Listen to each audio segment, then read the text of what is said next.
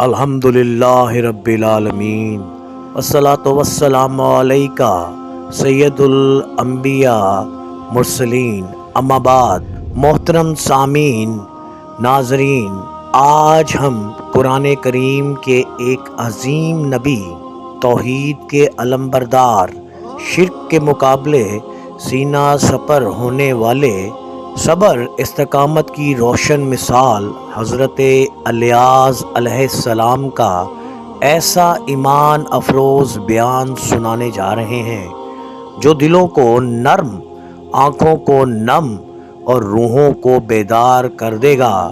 یہ بیان محض قصہ نہیں بلکہ ہدایت، اصلاح اور نجات کا پیغام ہے۔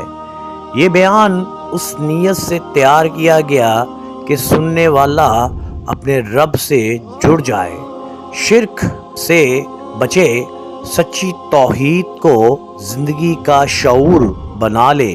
حضرت الیاس علیہ السلام بنی اسرائیل کے جلیل القدر نبی تھے۔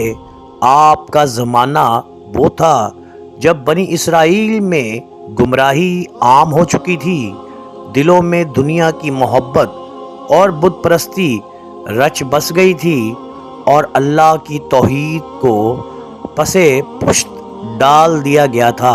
قرآن کریم میں اللہ تعالیٰ فرماتے ہیں، یعنی بے شک الیاس رسولوں میں سے تھے۔ یہ ایک مختصر مگر عظیم آیت ہے جو حضرت الیاس کے مقام، عظمت اور نبوت پر مہر تصدیق کرتی ہے۔ پیارے بھائیوں، پیاری بہنوں، محترم سامعین، حضرت الیاس علیہ السلام کی قوم ایک بت کی پوجا کرتی تھی جس کا نام بال تھا۔ یہ بت محبت، رزق اور بارش کا خود ساختہ معبود سمجھا جاتا تھا۔ لوگ یہ عقیدہ رکھنے لگے تھے کہ بال ہی نفع اور نقصان کا مالک ہے۔ حضرت الیاس نے پوری جرأت کے ساتھ قوم سے فرمایا، قرآن میں ہے، کیا تم بال کو پکارتے ہو اور بہترین خالق کو چھوڑ دیتے ہو؟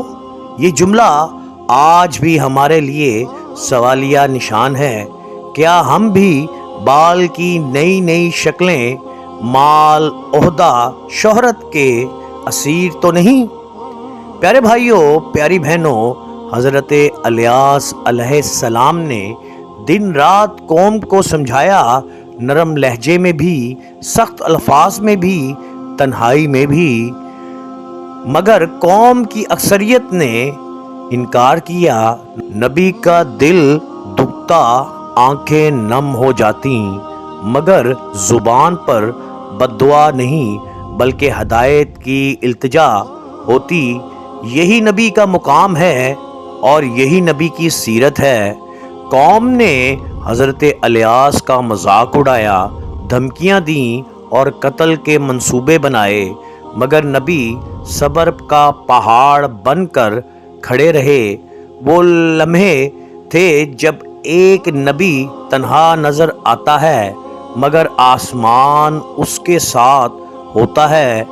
اللہ تعالیٰ اپنے نبیوں کو ضائع نہیں کرتا۔ قرآن ہمیں بتاتا ہے کہ جن لوگوں نے حضرت الیاس کی بات مانی وہ کامیاب ہوئے۔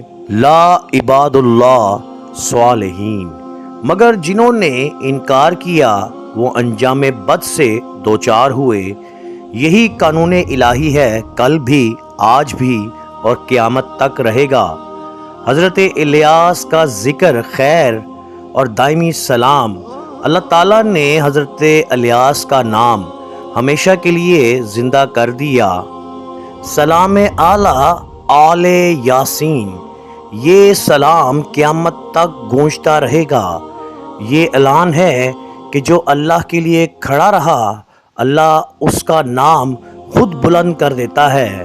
پیارے بھائیوں، پیارے دوستوں، پیاری بہنوں اور معزز ناظرین، ہمارے لیے علمی اسباب یہ ہیں: توحید پر سمجھوتا نہیں، حق کی دعوت میں صبر، دنیا کے بالوں سے آزاد، اللہ پر کامل بھروسہ، نبیوں سے سچی محبت۔ اختتامی پیغام کچھ یوں: اے سننے والوں، آج بال ٹوٹے نہیں، شکلیں بدل گئیں۔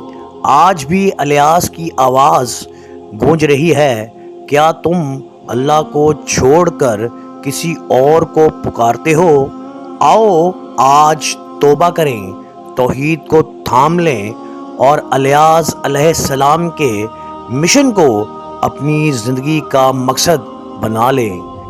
اللہ تعالیٰ نے حضرت الیاس کے ہاتھوں میں اپنی قدرت کے کئی نشانیاں دکھائیں، کبھی بارش کا رک جانا، کبھی قحط، اور پھر اللہ کے حکم سے رحمت کا برس جانا۔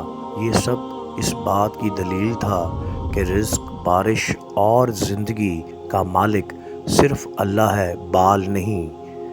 اے انسانوں، تم کس کے در پر کھڑے ہو؟ کس سے امید لگائے بیٹھے ہو؟ ہر دور میں حق پر چلنے والے کم ہوتے ہیں۔ حضرت الیاس کے ساتھ بھی چند ہی لوگ کھڑے ہوئے، مگر اللہ کی نظر میں تعداد نہیں، نیت اور اخلاص دیکھا جاتا ہے۔ حضرت الیاس کا واقعہ صرف بنی اسرائیل کے لیے نہیں بلکہ امت محمدی صلی اللہ علیہ وآلہ وسلم کے لیے آئینہ ہے۔ آج کے بال، مال، اقتدار، شہرت، نفس، اگر یہ اللہ سے بڑا ہو جائے تو یہی شرک کی جدید شکل ہے۔ تصور کریں کہ وہ دن جب انبیاء بلائے جائیں گے، حضرت الیاس بھی اللہ کے حضور کھڑے ہوں گے اور اللہ فرمائے گا، سلام ہو الیاس پر، کیا ہم اس سلام میں شامل ہونے والوں میں ہوں گے؟ دعا کرتے ہیں، اے اللہ ہمیں توحید کا سچا علمبردار بنا دے۔ اے اللہ ہمیں باطل کے بالوں سے نجات دے دے۔ اے اللہ ہمیں حضرت الیاس علیہ السلام کے نقش قدم پر چلا۔ اے اللہ ہمارے دلوں کو زندہ فرما، ہماری نسلوں کو ہدایت دے اور ہمیں اپنے مقرب بندوں میں شامل فرما۔ آمین آمین آمین یا رب العالمین۔